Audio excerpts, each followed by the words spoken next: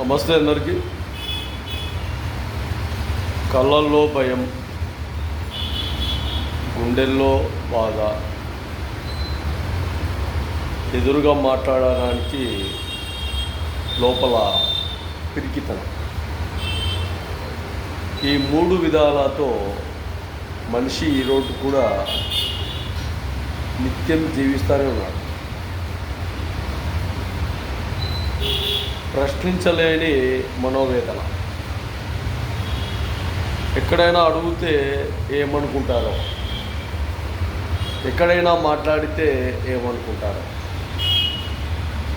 ఇలాంటి ఎన్నో పెరిగితనంతో వ్యక్తి సమాజంలో తిరుగుతూనే ఉన్నాడు. కానీ సమాజంలో నిక్కచ్చిగా ఉండలేకపోతాను. ఒక్కోసారి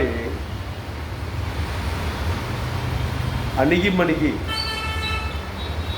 ఒక్కోసారి భయపడుతూ, ఒక్కొక్కసారి పిరికితనంతో,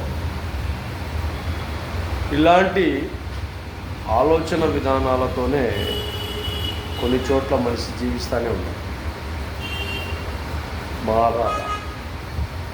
మార్పు రావాలా, తెగించాలా, తెగుతూ ఉండాలా, అవసరమైతే దేనికైనా సిద్ధంగా ఉండాలి.